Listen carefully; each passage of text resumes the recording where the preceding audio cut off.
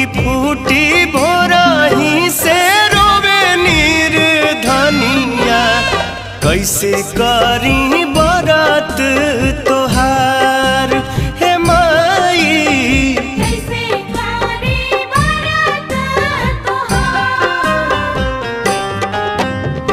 एक एक दाना खातिर छछने बलकवा, मनवा भइल बलाचार हे छठी माई, कैसे करी बरत तोहार।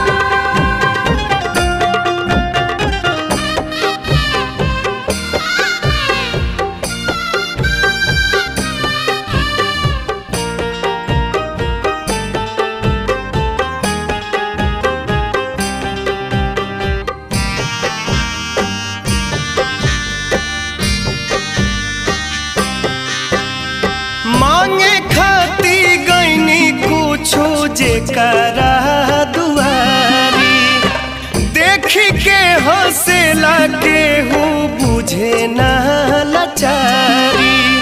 मांगे खाती गईनी कुछो जेकरा दुआरी, देखी के हंसेला केहू बुझे ना लाचारी।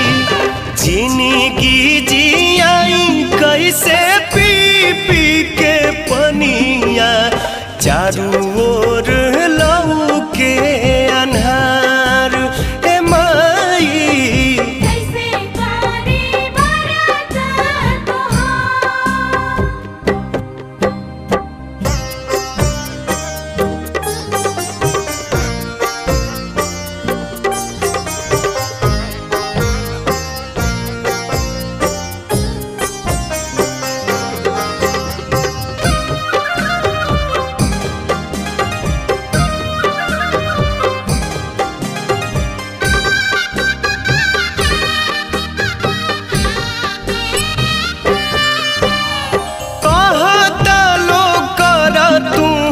छठी के बरतिया, माइए हटई है तोहर दुखावा के रतिया।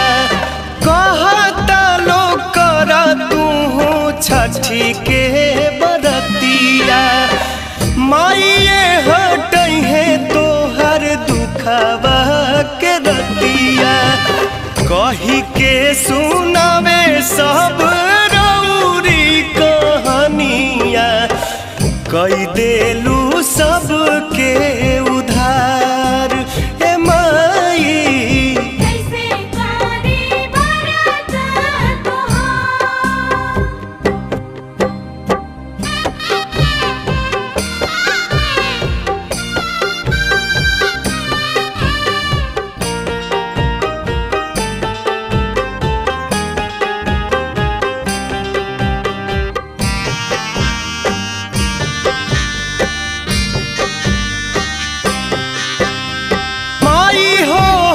माटिए के फलवा बनाई, पानिए के तेलवा में छानी के सजाई।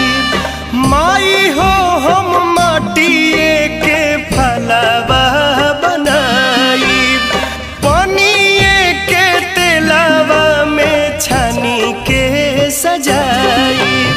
साफ बाटे चूल्हा चौकी, साफ बचूहनिया, करब हम छठ त्योहार ए माई, कैसे करी बरत तोहार। फूटी फूटी भोरही से रोवे नीर धनिया, फूटी फूटी भोरही से रोवे नीर धनिया, कैसे करी बरत तोहार हे माई, कैसे करी बरत तोहार। एक एक दाना खातिर छछने बलकवा, मनवा भइल बलाचार हे छठी माई।